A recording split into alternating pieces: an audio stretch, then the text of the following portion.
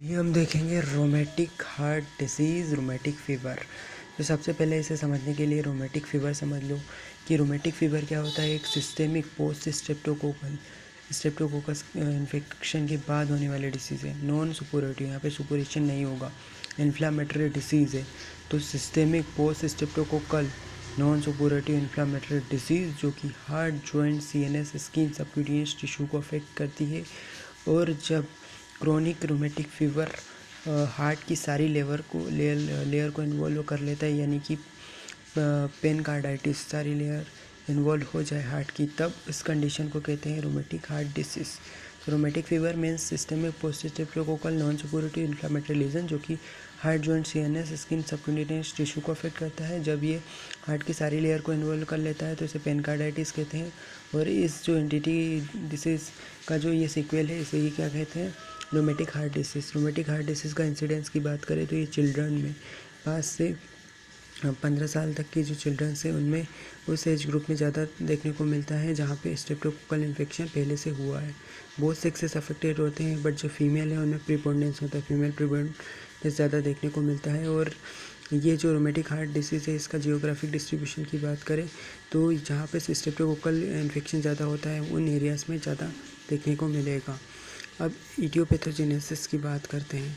तो इडियोपैथोजेनेसिस में environmental factor, susceptible host और इम्यूनोलॉजिकल मैकेनिज़्म। सबसे पहले इन्वायरमेंटल फैक्टर्स, तो ओवर क्राउडिंग, जहाँ पे ओवर क्राउडिंग है या पुअर सोशियो इकोनॉमिक स्टेटस है लोगों का, उन लोगों में streptococcal infection with group A ये ज़्यादा होने के चांसेस रहते हैं। इसके साथ साथ कुछ होस्ट ससेप्टिबल होते हैं, जैसे कि जिनकी फैमिलियल हिस्ट्री है रोमेटिक हार्ट डिसीज़ की, या ट्विंस के केसेस में, या जेनेटिक ससेप्टिबिलिटी। इन सब केसेस में जब भी स्ट्रेप्टोकोकल इन्फेक्शन हुआ ग्रुप ए स्ट्रेन के साथ, तो उसके साथ क्या होगा, जो फर्स्ट अटैक आएगा रोमेटिक फ़ीवर का। अब ये रोमेटिक फ़ीवर जो है वो अगर कंटिन्यूस बना हुआ है, बार बार अटैक हो रहे हैं रोमेटिक फ़ीवर के, तो ये कन्वर्ट हो जाता है रोमेटिक फीवर्स कन्वर्ट हो गया रिकरेंट रोमेटिक फीवर में, बार बार हो रहा है ऐसा, वो फाइनली कन्वर्ट हो जाता है रोमेटिक हार्ट डिसीज़ में। इसके अलावा इम्यूनोलॉजिकल मैकेनिज्म जैसे कि ऑटो इम्यून रिएक्शन, मॉलिक्यूल में मिमिक्री और क्रॉस रिएक्टिविटी और एग्जाग्रेटेड टी सेल मीडिएटेड रिस्पॉन्स, इसकी वजह से भी इम्यूनोलॉजिकल मैकेनिज्म भी इसमें रोल प्ले करेगी।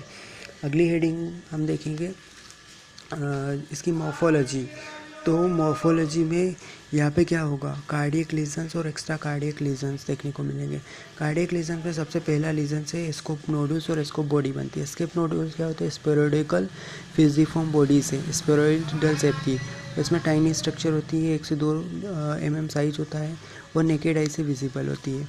ये कहाँ बनती है, specially blood vessel of myocardium और एंडोकार्डियम में बनती है, कभी कभी ये पेरिकार्डियम में भी बन जाती है। तो स्पेरोइडल फ्यूजिफॉर्म शेप की है स्केप नोडल्स और bodies, tiny structure 1 to 2 mm diameter, visible by naked eyes और especially found in small blood vessel of myocardium and endocardium, occasionally pericardium.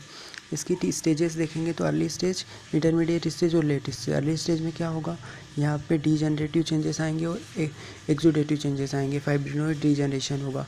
Intermediate stage में क्या होगा, प्रोलिफरेटिव चेंजेस आएंगे, ग्रेनुलोमेटस चेंजेस। और लेट स्टेज में क्या होगा, हीलिंग एंड फाइब्रोसिस।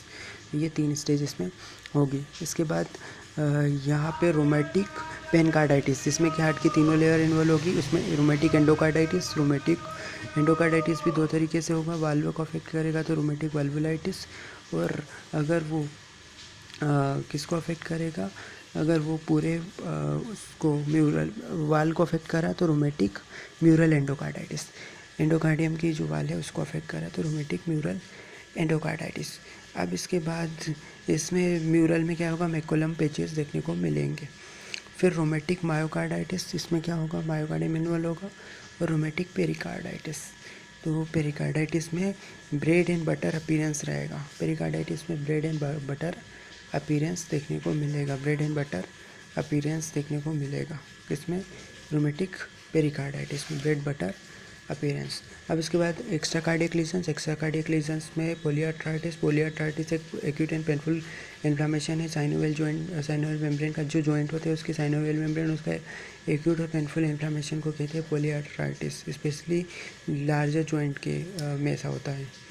और फिर इसके बाद सबक्यूटेनियस नोड्यूल्स बन जाते हैं, जो कि 0.5 से 2 सेंटीमीटर डायमीटर के सबक्यूटेनियस नोड्यूल बनते हैं रोमेटिक फीवर में। और चिल्ड्रंस में ज़्यादातर होते हैं एडल्ट्स के कंपैरिजन में। ठीक है, ये स्पेरिकल ओवेड रहते हैं, सबक्यूटेनियस नोडुल और पेनलेस रहते हैं, पेन नहीं होता इसमें, और स्पेरिकल और ओवेड रहते हैं। इसमें भी 3 जोन्स रहते हैं, सेंट्रल एरिया इसमें फाइब्रोड चेंज, फिर उसके अलावा फाइब्रोब्लास्ट का जोन और उसके अलावा आउटर मोस्ट जोन। फिर इरिथमा मार्जिनेटम यानी कि नॉन प्लूराइटिक इरिथमेटस रीजन, यानी कि यहाँ पे नॉन प्लूराइटिक इरिथमेटस रीजन देखने को मिलेंगे। उसके अलावा रोमेटिक आर्थराइटिस, इसमें क्या होगा कि आर्टरीज और अओर्टा इन्वॉल्व, इनमें क्या होगा कि arteries in rheumatic fever involve not only the coronary artery के अलावा अओर्टा भी इन्वॉल्व होगा, और उसके साथ साथ वेरियस ऑर्गन जैसे कि रीनल, मेजेंट्रिक, सेरिब्रल आर्टरी भी इन्वॉल्व होगी। फिर उसके अलावा यहाँ पे कोरिया माइनर क्या होता है, इसे सिडेनहैम कोरिया या सेंट वाइटस भी कहते हैं। तो ये क्या होता है, डिले मैनिफेस्टेशन है रोमेटिक फीवर का, जिसमें कि सेंट्रल नर्वस सिस्टम इन्वॉल्व हो जाता है। बाद में रोमेटिक फीवर में सेंट्रल नर्वस सिस्टम इन्वॉल्व हो जाता है, इसे सिडेनहैम्स कोरिया या कोरिया माइनर कहा जाता है, जिसमें CNS इन्वॉल्व हो जाता है। जिसके साथ साथ इसमें क्या फीचर आएंगे, जर्की मूवमेंट और साथ में कुछ इमोशनल इंस्टेबिलिटी देखने को मिलेगी।